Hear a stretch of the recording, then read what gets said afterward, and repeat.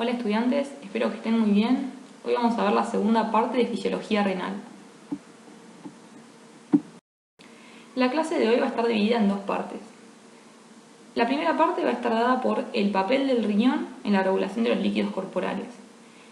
Y para ello vamos a analizar estos líquidos corporales, sus ingresos y egresos, el líquido extracelular e intracelular, cómo están compuestos estos líquidos, cómo se da el pasaje de sustancias entre estos diferentes compartimientos, cuáles son los mecanismos renales para regular los cambios en la osmolaridad y cuáles son los mecanismos renales para regular los cambios en el volumen.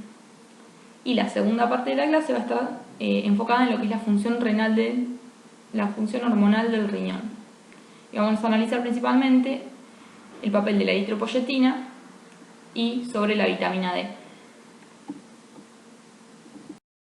Como dijimos anteriormente, lo que vamos a analizar es la acción de los riñones sobre la regulación de los líquidos corporales.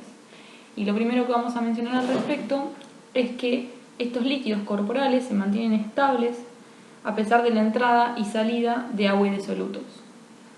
En esta diapositiva lo que podemos ver es el ingreso y la salida de agua. ¿Cómo ingresa el agua? Bien, por un lado tenemos el líquido ingerido, ya sea tanto como agua o líquidos o a través de los alimentos, del líquido que contienen estos alimentos, y también una muy pequeña cantidad de agua que se sintetiza producto de la oxidación de hidratos de carbono. Y por otra parte tenemos los egresos o salida de líquidos del cuerpo. Por un lado tenemos la evaporación a través de las vías respiratorias, es la pérdida de agua que se da porque las vías van a estar saturadas de humedad, y esto hace que se pierda agua. Por otra parte, la difusión de agua a través de la piel. Luego tenemos el sudor, que va a depender de la actividad física que realice la persona y va a depender también de la temperatura del ambiente. También tenemos pérdida de agua a través de las heces. Y por último tenemos la pérdida de agua a través de la orina, que es el principal sitio de control en la excreción de agua y electrolitos, y va a ser lo que vamos a analizar principalmente en este seminario. Ahora bien, en cuanto al líquido corporal total, podemos dividirlo en aquel que se encuentra adentro de las células, y a este lo llamamos líquido intracelular, y el líquido que se encuentra fuera de las células, que lo llamamos líquido extracelular.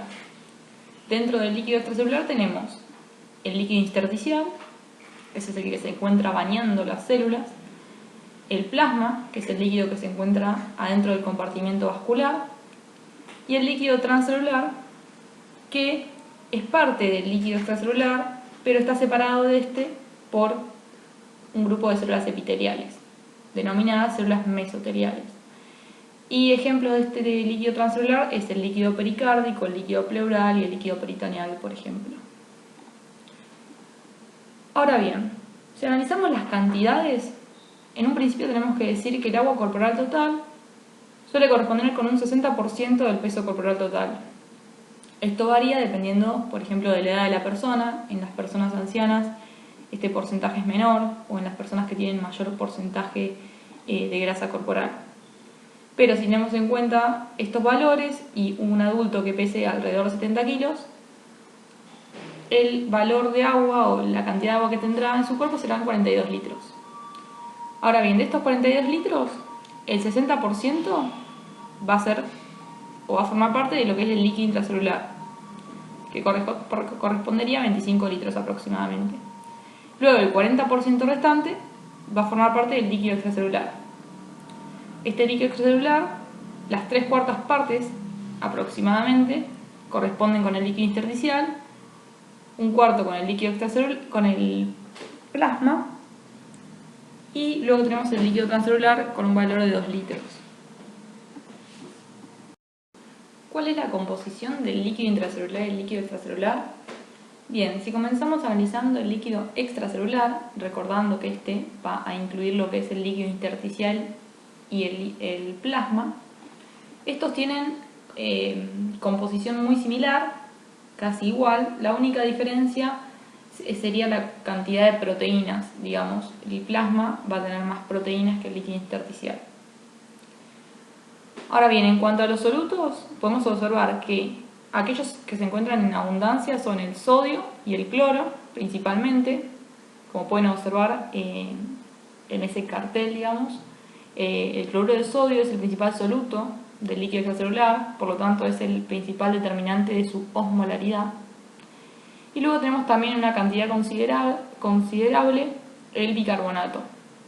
Luego vemos que en menor concentración tenemos potasio, calcio, proteínas y aniones orgánicos junto con fosfato.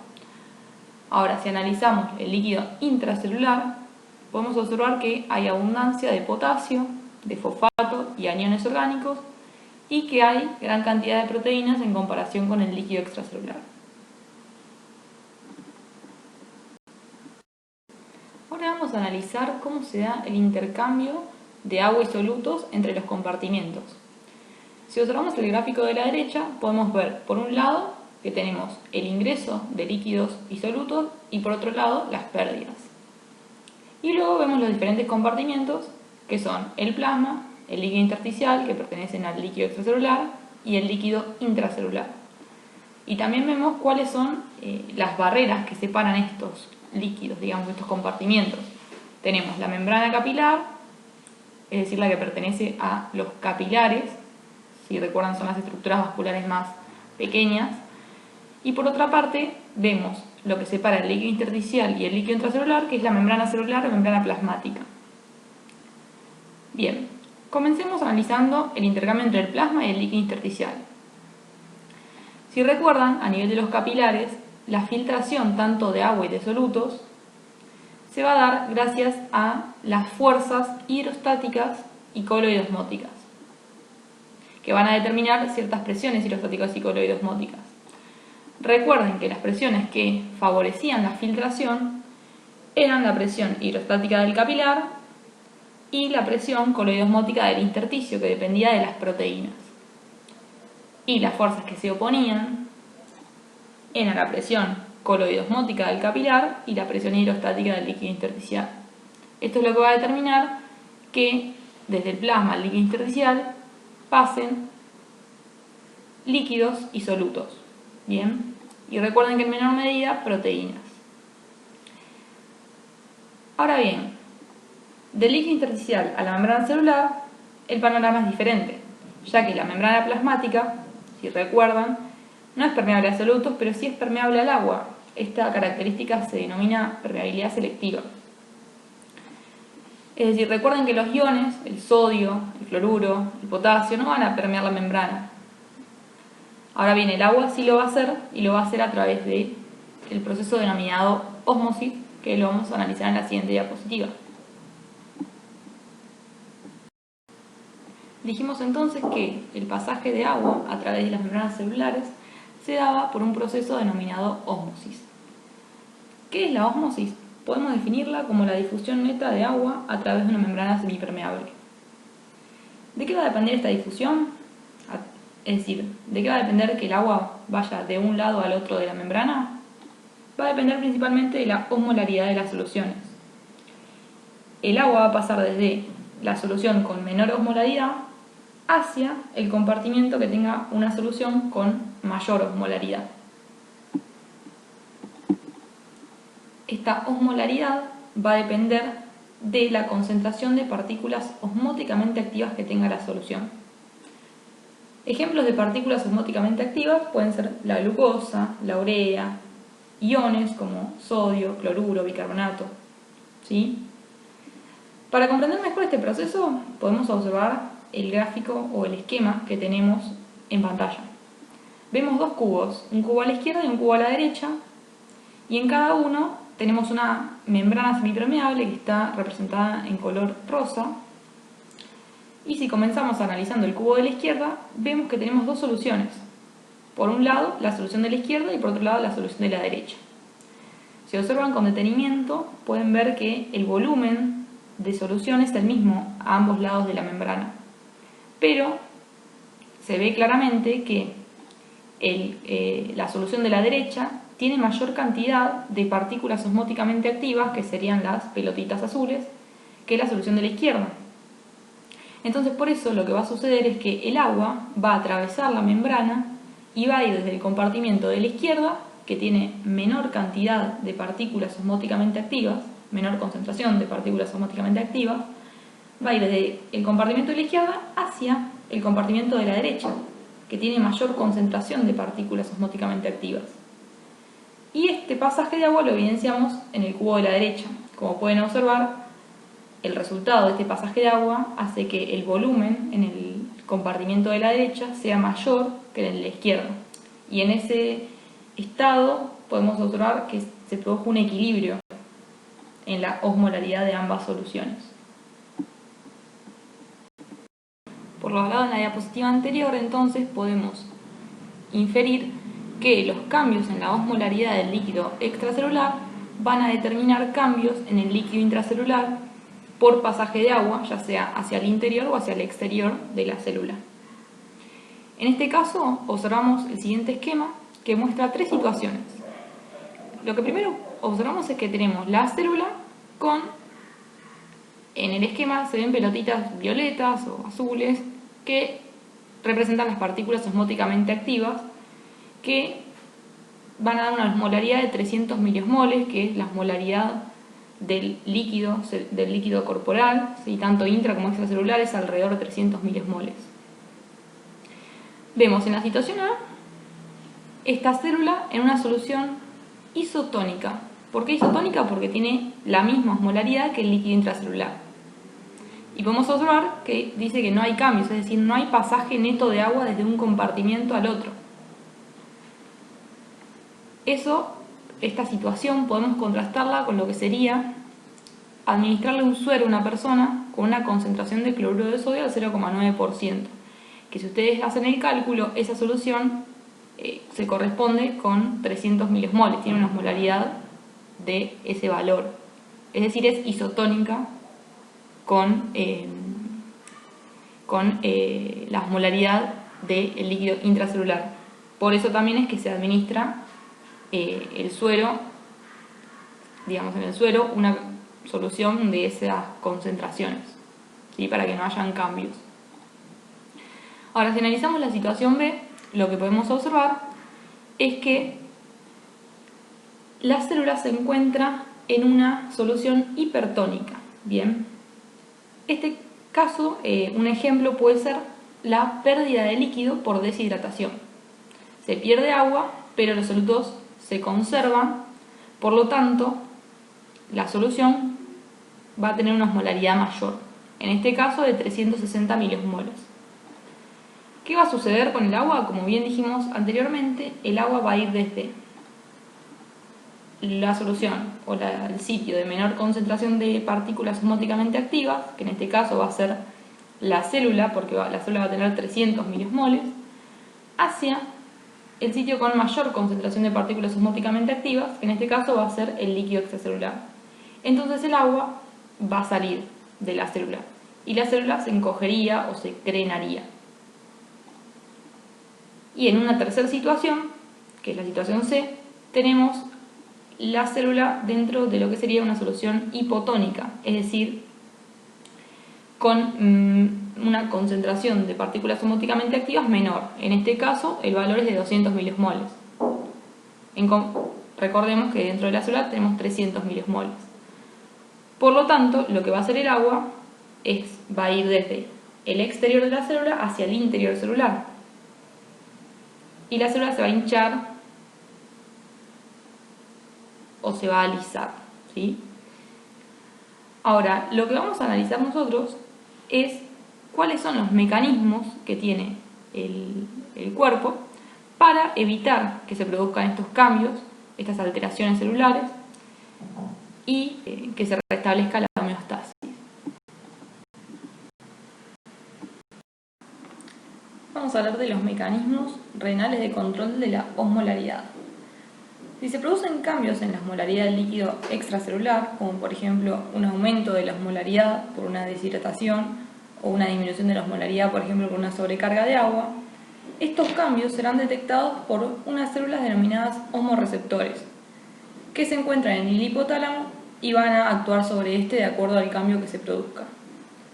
Por ejemplo, En el caso de que haya disminución de la osmolaridad, estos osmorreceptores se van a inactivar o van a disminuir su actividad y van a inhibir a las células del hipotálamo, que son las responsables de provocar la liberación de antidiurética.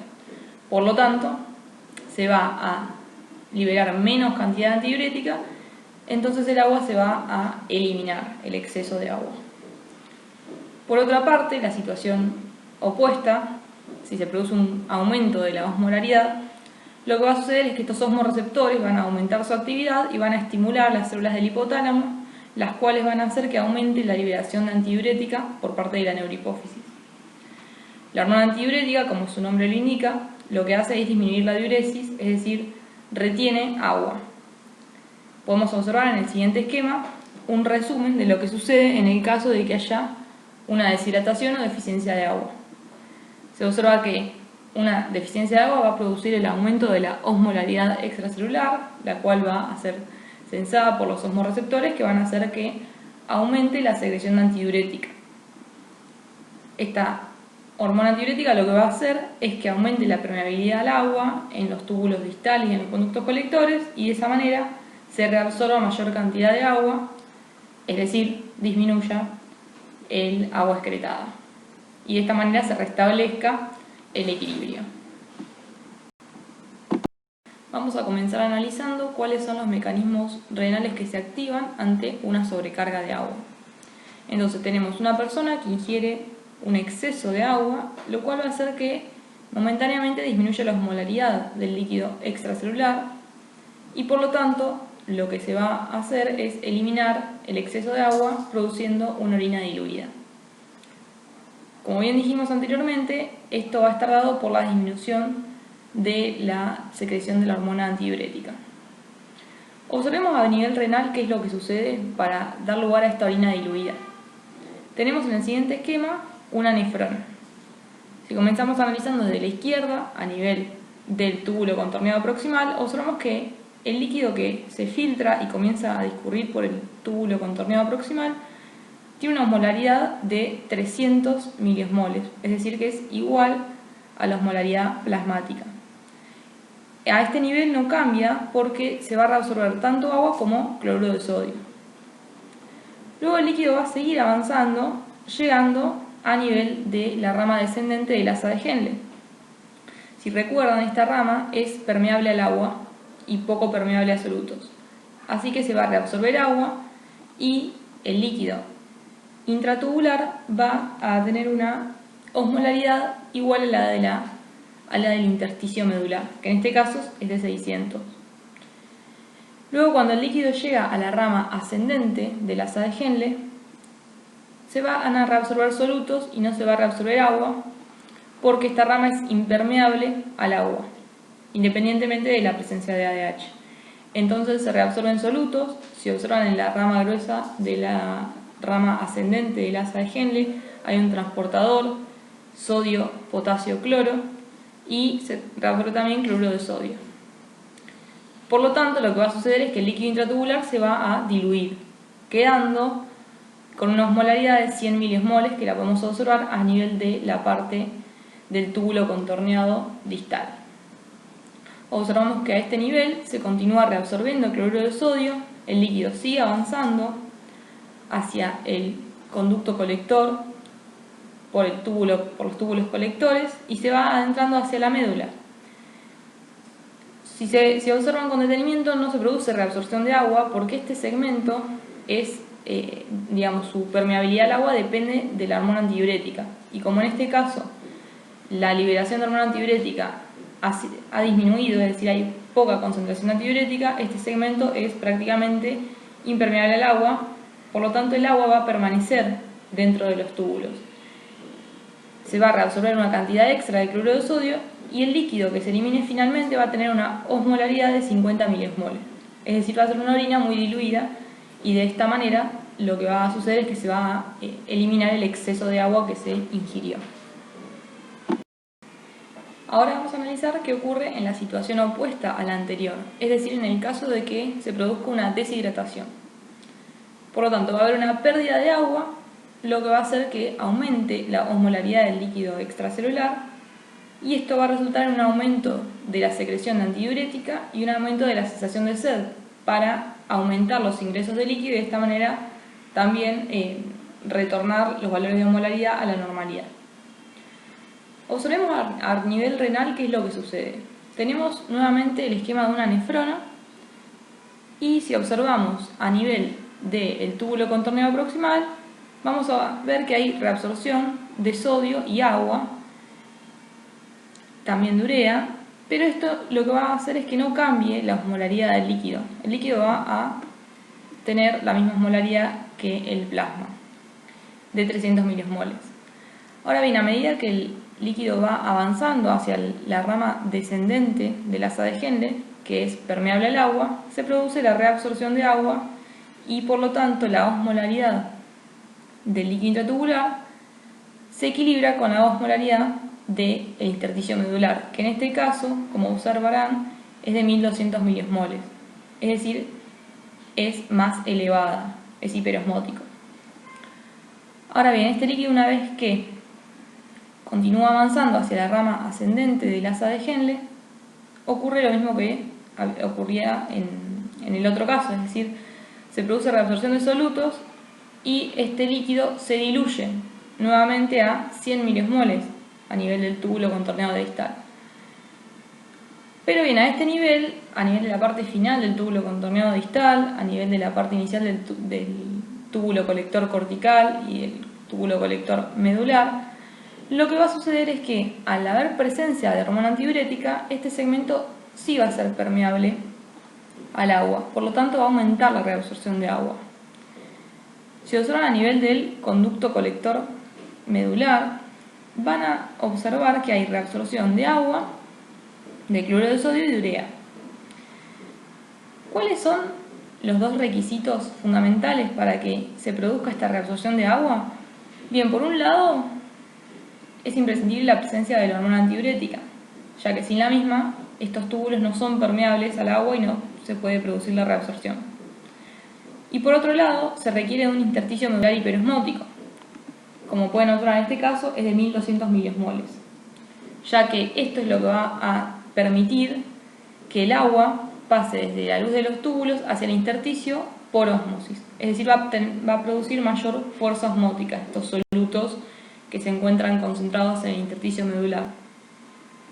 Y esto va a terminar produciendo una orina muy concentrada de 1200 miliosmoles, eliminando la menor cantidad de líquido posible.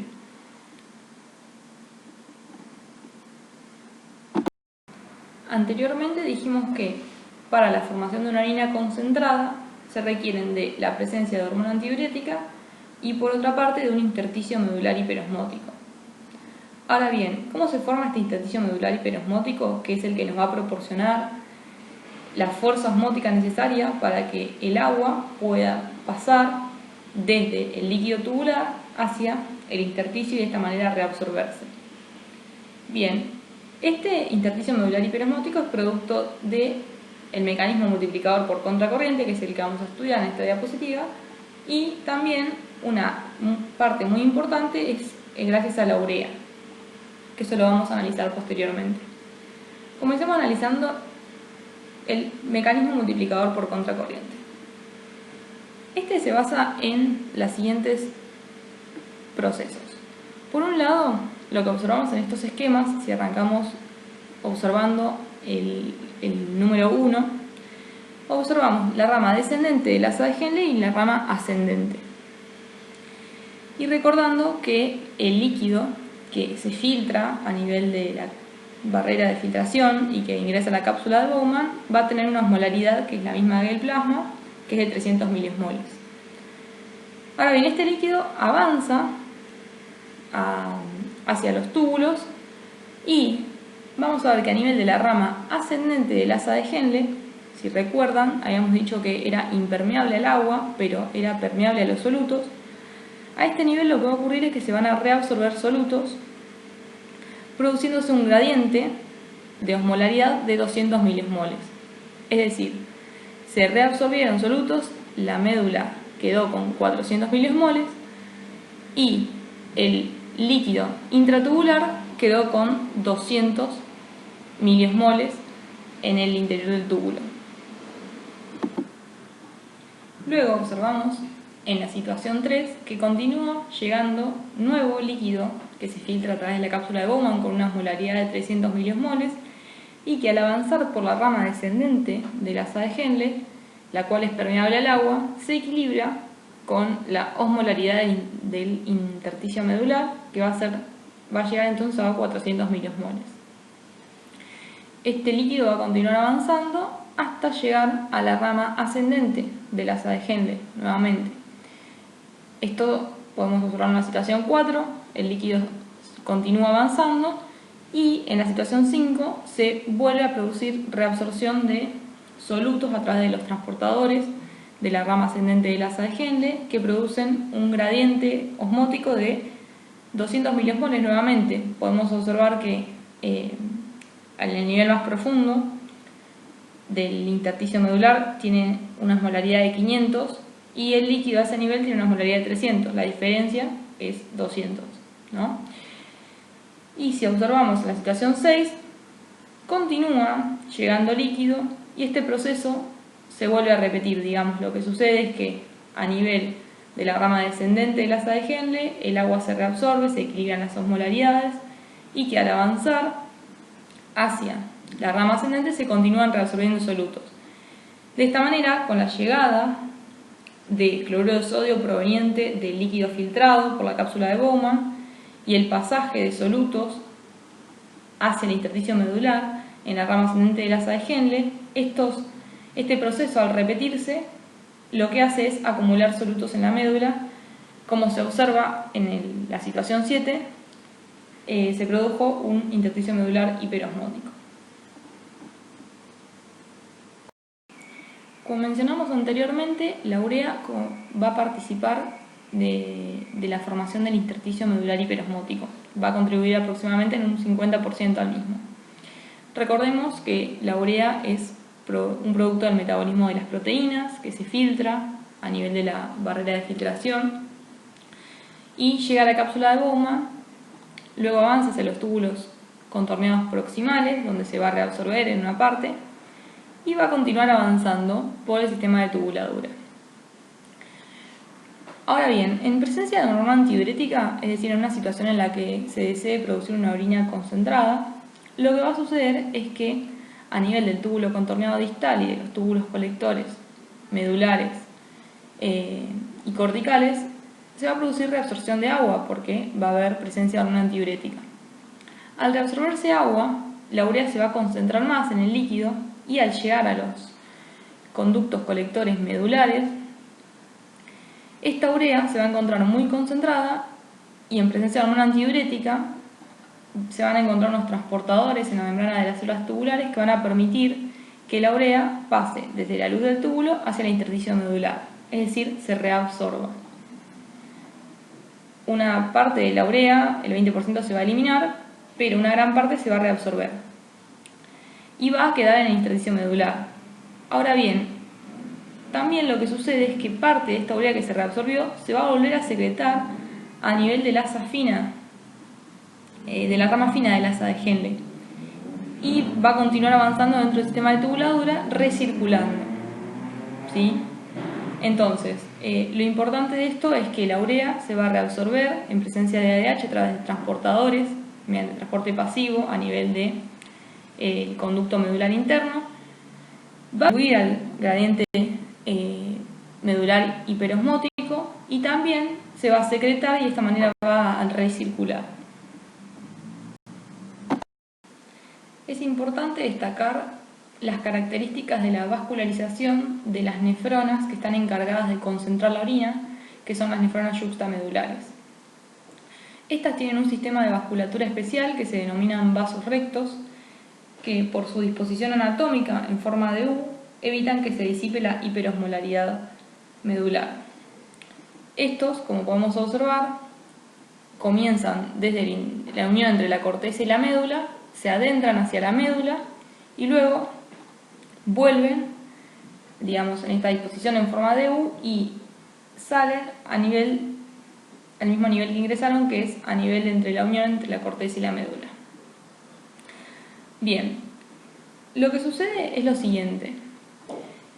La sangre que va a ingresar con 300 miliosmoles, al adentrarse a la médula, estos vasos son permeables tanto a solutos como a agua, por lo tanto van a ingresar solutos del intersticio y el agua va a salir hacia el intersticio a medida que estos vasos se van profundizando hacia el interior de la médula.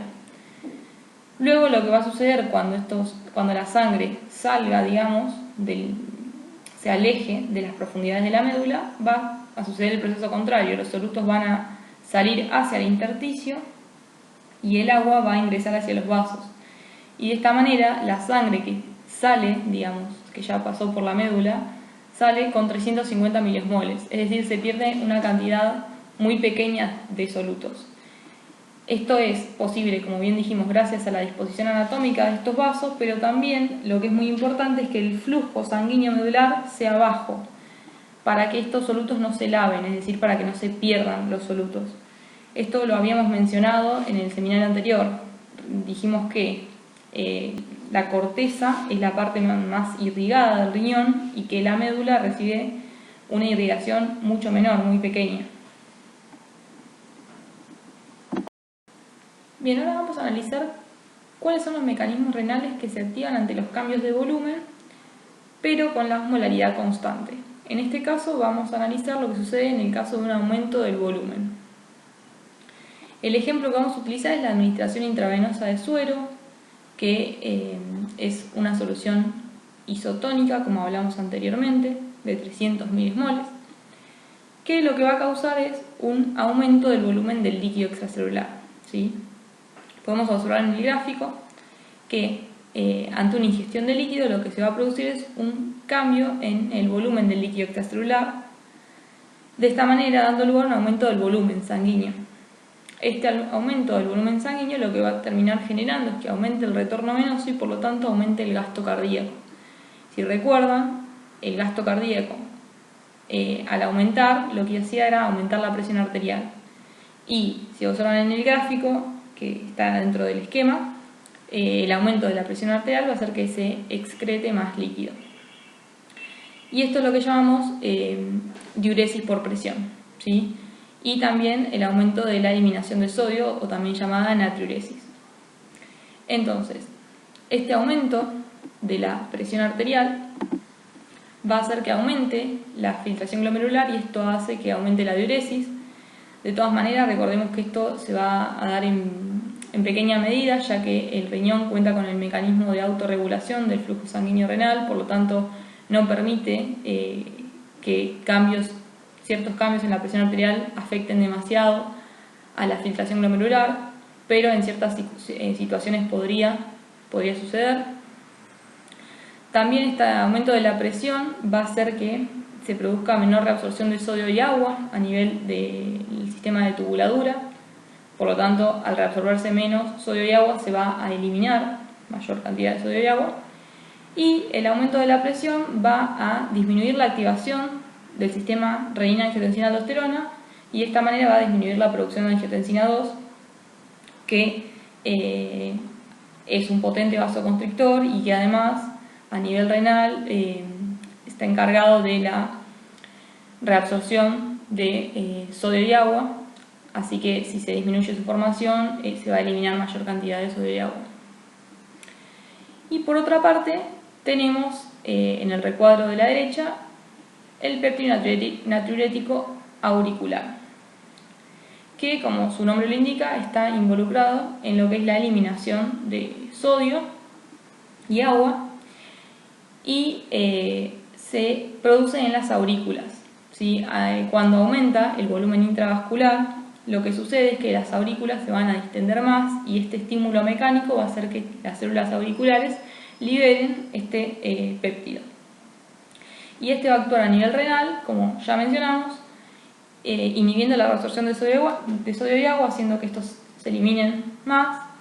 También va a inhibir la secreción de renina, o sea, va a inhibir el sistema renina-angiotensina-aldosterona, y también va a aumentar el filtrado glomerular, haciendo que se aumente la diuresis. Continuando con el análisis de los cambios de volumen, sin alteración de la osmolaridad, vamos a proceder con el ejemplo de una disminución del volumen, por ejemplo, en el caso de una hemorragia aguda. En este caso lo que va a suceder es que va a haber una disminución de la presión arterial, lo cual va a hacer que se active el sistema renina-angiotensina-aldosterona, que tiene como objetivo el aumento de la presión arterial. Si observamos el esquema, la disminución del volumen circulante efectivo lo que va a hacer es que disminuye la presión arterial. Esta disminución de la presión arterial va a ser sensada a nivel del aparato yuxtaglomerular, más específicamente a nivel de la mácula densa, y va a hacer que las células yuxtaglomerulares liberen renina. Esta renina lo que va a hacer es transformar el angiotensinógeno, que se produce en el hígado, en angiotensina 1. Esta angiotensina 1 a nivel pulmonar, por la enzima convertidora de la angiotensina, se va a transformar en angiotensina 2, la cual va a tener varios efectos. Por un lado, va a actuar a nivel renal, aumentando la reabsorción de sodio y agua, es decir, disminuyendo la excreción de sodio y agua. Por otra parte, va a actuar sobre la glándula suprarrenal, aumentando la síntesis de aldosterona, que tiene el mismo objetivo, que es reabsorber mayor cantidad de sodio y agua, por lo tanto, eliminar menor cantidad de sodio y agua. Y otro efecto de la angiotensina 2 es sobre el hipotálamo, aumentando la sensación de sed, es decir, aumentando el ingreso de agua al organismo, y aumentando la síntesis de hormona antidiurética. Es decir, de esta manera también va a promover la reabsorción de agua. Y otro efecto que no está señalado en el esquema es que es un potente vasoconstrictor la angiotensina 2. Esto va a hacer que aumente la resistencia periférica total y de esta manera produzca un aumento de la presión arterial, que es el objetivo de este sistema. Una hormona muy importante del sistema renina-angiotensina-aldosterona es la angiotensina 2, que, como dijimos, una de sus acciones principales va a ser aumentar la reabsorción de sodio y agua. Esto lo va a hacer tanto a nivel del túbulo contorneado proximal, como de la rama ascendente gruesa del asa de Henle, túbulo distal, túbulo colector. El esquema de la derecha representa cómo esta hormona produce sus funciones.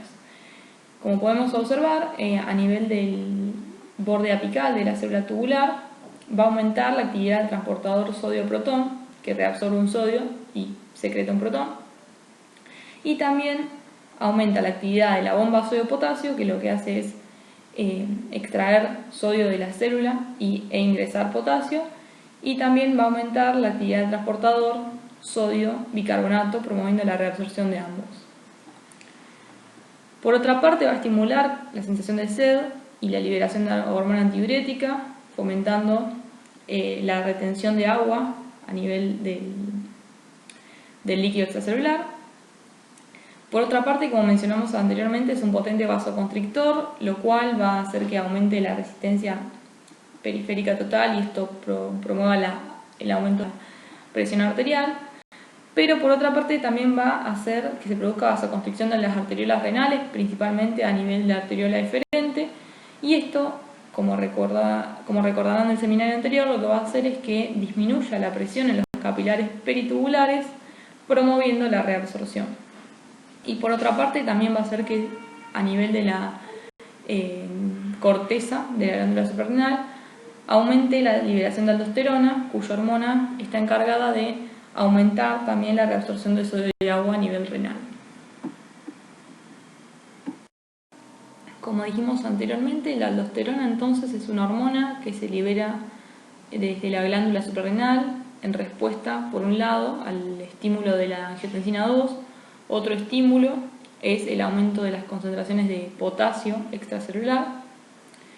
Y esta hormona lo que va a hacer es actuar a nivel del riñón, principalmente el sitio de acción va a ser a nivel de las células principales de la porción final del túbulo distal y del túbulo colector cortical. Y lo que va a hacer es promover la reabsorción de sodio y agua y la secreción de potasio.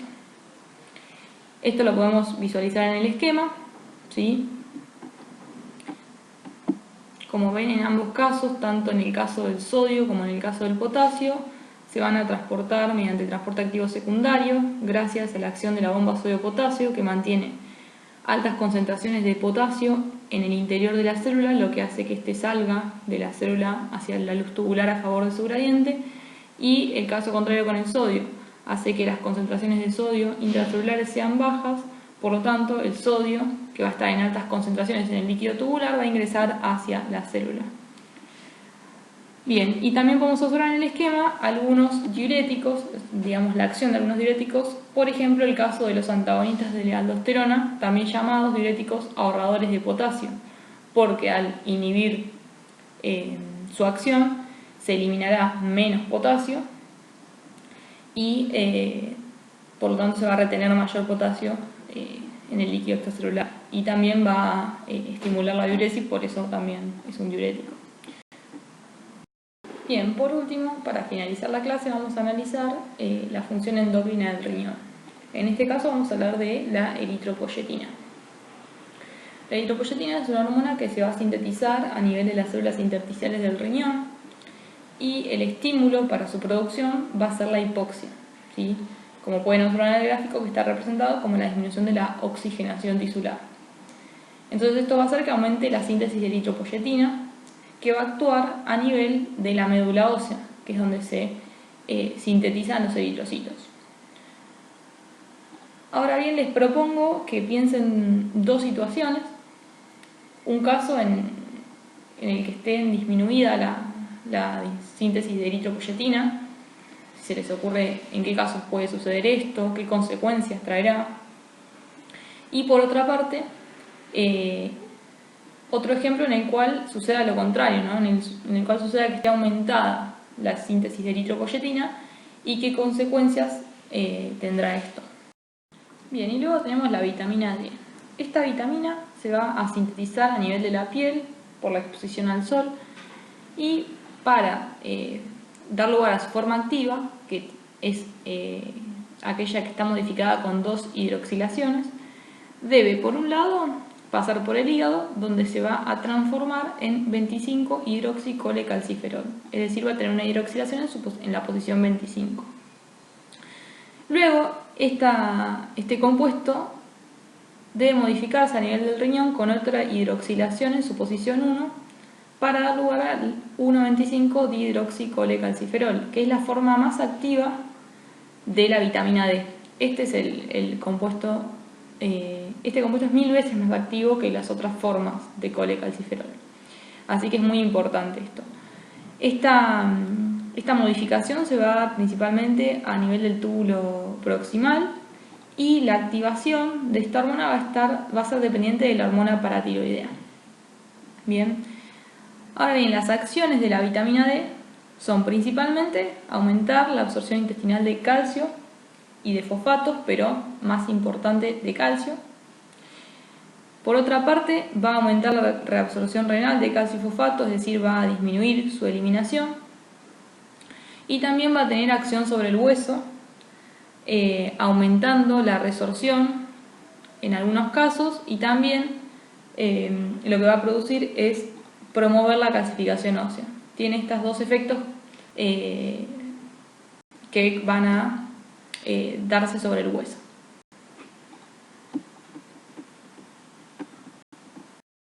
Bueno, a modo de conclusiones, tenemos que los líquidos corporales están formados por el líquido extracelular y el líquido intracelular, que estos van a tener una diferente composición. En el líquido extracelular va a predominar el sodio y el cloruro, y en el líquido intracelular predominará el potasio. Que el pasaje de agua entre estos va a ser a través de ósmosis, que la osmolaridad del líquido extracelular es de aproximadamente 300 milosmoles. Los cambios en esta osmolaridad van a ser sensados por los receptores hipotalámicos. Un aumento de la osmolaridad va a producir como respuesta renal la producción de una orina concentrada, y para la producción de esta orina concentrada se va a requerir la presencia de la hormona antidiurética y un intersticio medular hiperosmótico. Este intersticio medular hiperosmótico se va a producir gracias al mecanismo intercambiador por contracorriente y la presencia de urea, y también se va a mantener gracias a los vasos rectos, y que la disminución de la osmolaridad va a producir como respuesta renal la producción de una orina diluida. Ante aumentos de volumen del líquido extracelular se va a liberar péptido natriurético auricular y se van a activar los procesos de natriuresis y diuresis por presión. En cambio, ante la disminución del volumen extracelular, se va a activar el sistema renina-angiotensina-aldosterona. Este se va a activar por la disminución de la presión arterial y tendrá como objetivo el aumento de la misma. Y por último, lo que corresponde con la función hormonal del riñón, la eritropoyetina, se va a sintetizar en el riñón en respuesta a la hipoxia y va a promover la eritropoyesis a nivel de la médula ósea. Y el riñón es el responsable de producir la forma activa de la vitamina D a través de la hidroxilación de la misma. Para dudas y consultas pueden acceder a las aulas web, al grupo de Facebook, en los meets semanales con cada profesor o pueden escribir en un email. Muchas gracias y que tengan muchos éxitos.